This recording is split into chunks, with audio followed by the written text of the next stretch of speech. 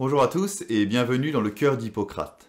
Aujourd'hui, je vous apporte mon regard de médecin apprenti philosophe sur cette fameuse obligation vaccinale, lapsus, ce fameux pass vaccinal, qui va s'imposer très prochainement à tous.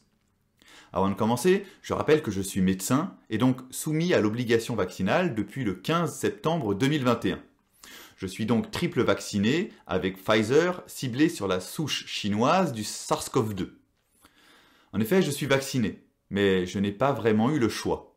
Comme beaucoup, je me suis fait vacciner pour continuer à accompagner mes patients. J'ai choisi la voie de la confiance, même s'il persistait dans ma réflexion des doutes sur la méthode vaccinale, sur les effets secondaires à long terme, ou tout simplement sur l'intérêt même d'une telle vaccination pour le jeune médecin de 34 ans que je suis, sans aucune comorbidité et donc sans aucun risque perso de terminer en réa et de mourir. Mais en réalité, malgré ces incertitudes, je ne me suis pas octroyé le luxe de poursuivre trop longtemps ma réflexion. Comme beaucoup d'autres soignants, je n'ai pas vraiment eu le choix, ou plus précisément, la prise de décision a été biaisée par notre vocation même, la vocation de soignant, vocation de soigner les malades, vocation qui ne peut s'exprimer pleinement que sur le terrain, au lit des malades. Non, je n'ai pas eu le choix, pas eu ce luxe, car je suis médecin en soins palliatifs. Et lors de la décision, en septembre dernier, les patients continuaient de mourir autour de moi. Les Français continuaient d'avoir besoin d'un médecin. Les résidents de maisons de retraite, nos aînés, continuaient d'avoir besoin de soins, d'oxygène, d'antibiotiques, de surveillance.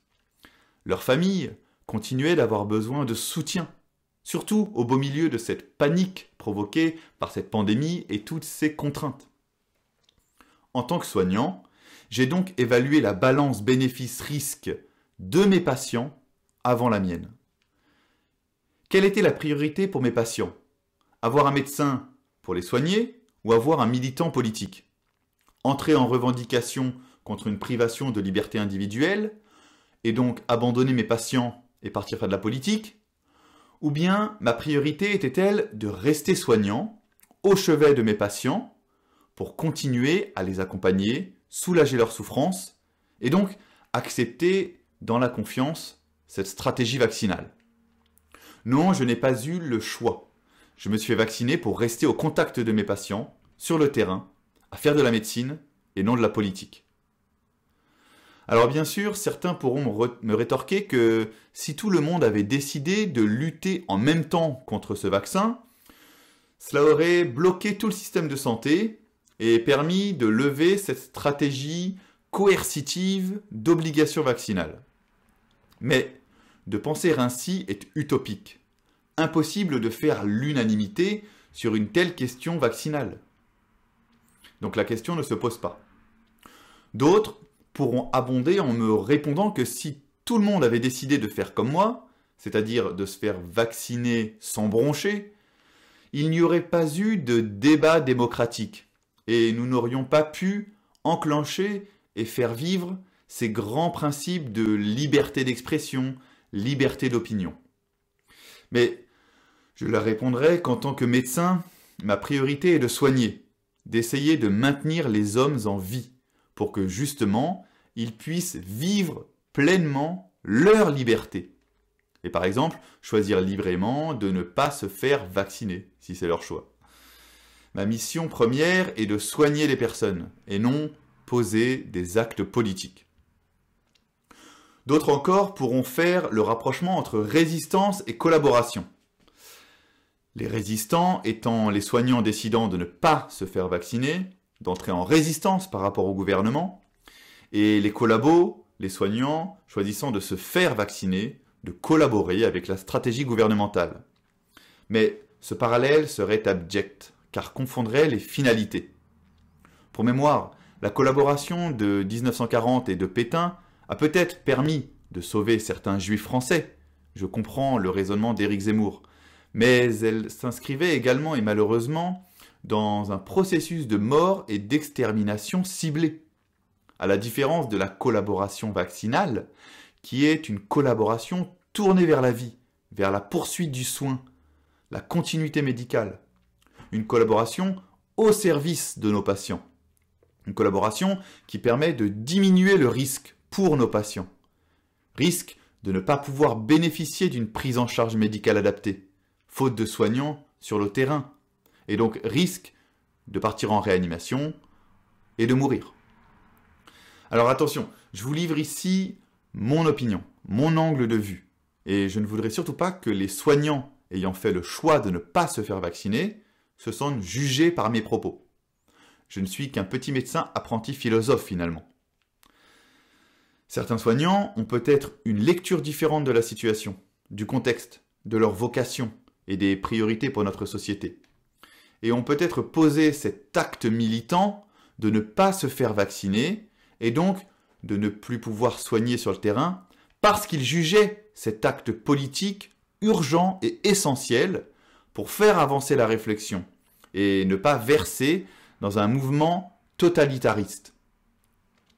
En effet, même s'il ne fait plus aucun doute que la vaccination est de principe une excellente méthode pour lutter contre les virus, et qu'elle est à recommander fortement pour les plus de 65 ans, afin d'éviter les atteintes graves, il semble intéressant de rappeler que nous avons fait le choix de vivre dans une république et dans une démocratie, forme de gouvernement dans laquelle la souveraineté appartient au peuple, forme de gouvernement où le chef de l'État n'est pas le seul à détenir le pouvoir.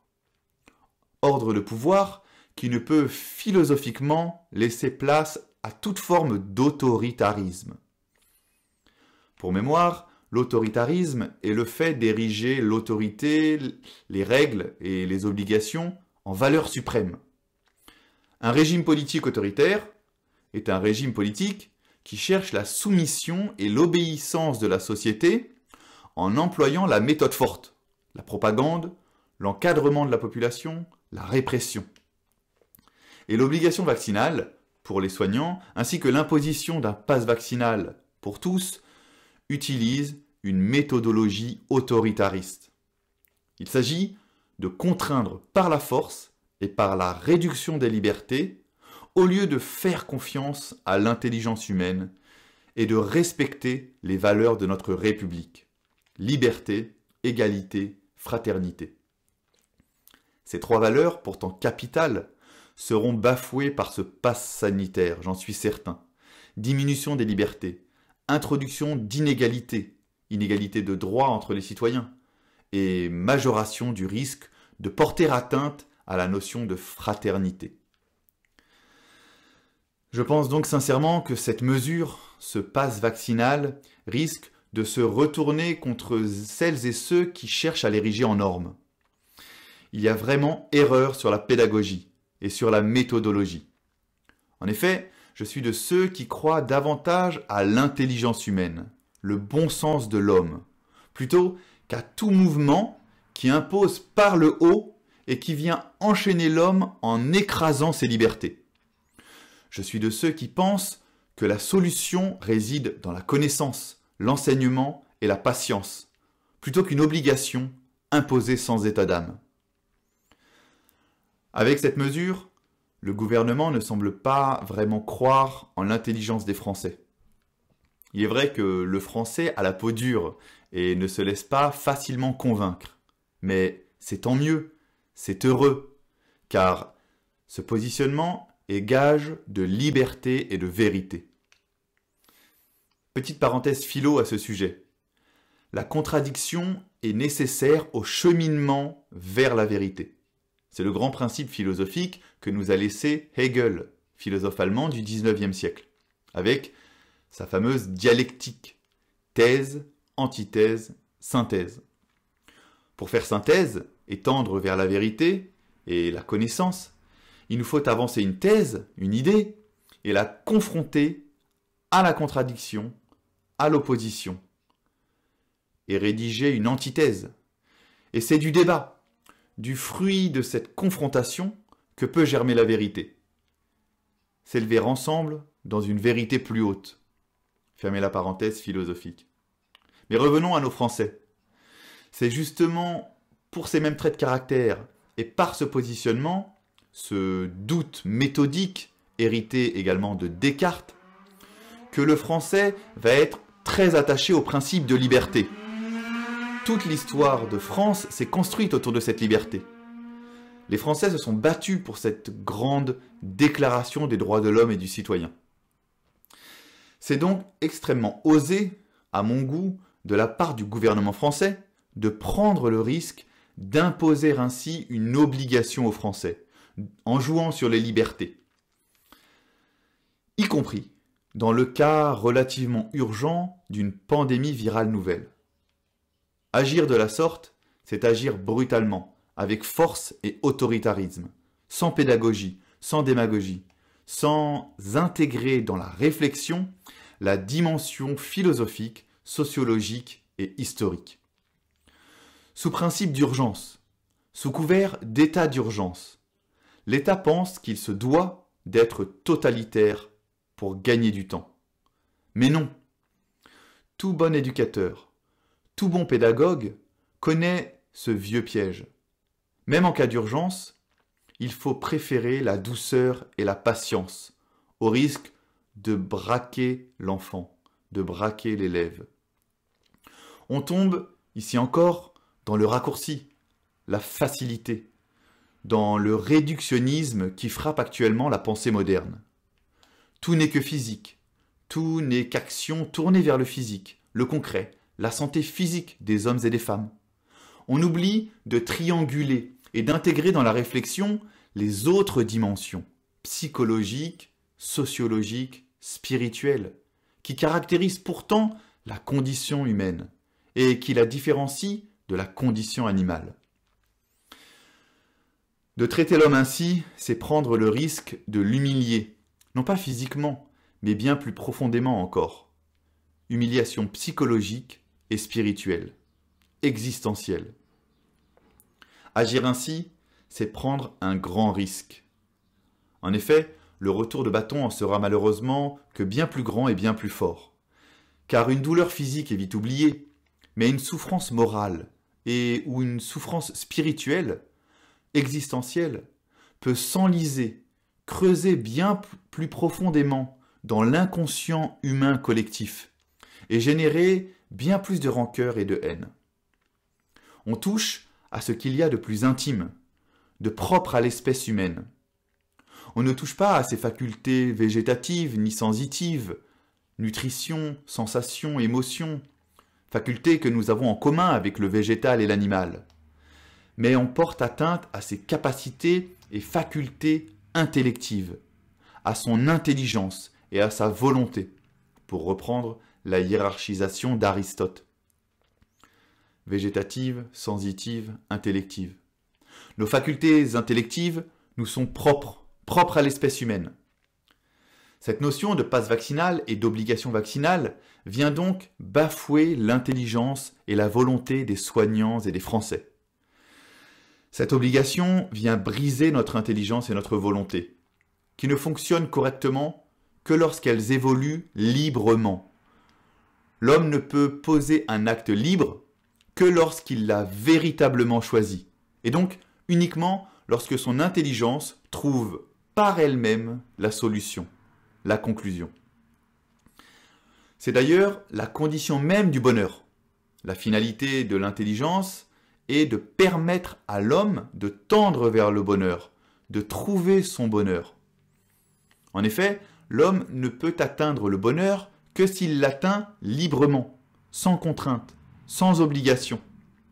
S'il pose un acte sous la contrainte, sans avoir fait fonctionner son intelligence au préalable, il ne peut être pleinement et objectivement heureux, car il n'y adhère pas. Et de cette absence de joie en découlera tôt ou tard une grande frustration, un sentiment d'inachèvement, d'emprisonnement de la pensée, de duperie, de tromperie, qui sera alors délétère pour la personne elle-même et par ricochet pour tout son entourage, et donc pour toute la société.